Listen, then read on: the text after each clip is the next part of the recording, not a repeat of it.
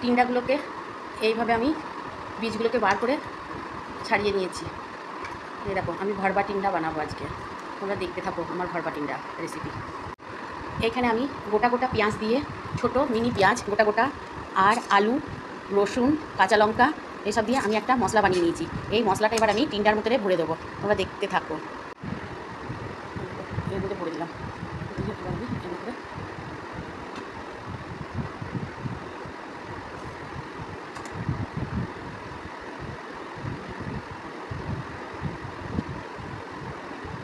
পেঁয়াজ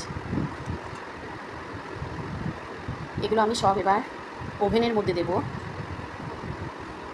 সাইডে অয়েল লাগিয়ে। দেখো এমনি করে সব টিন্ডা পাটাকে আমি করে নেবো রেডি।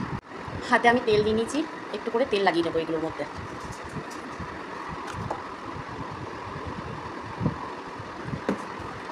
এগুলোর মধ্যে একটু করে তেল লাগিয়ে নেব।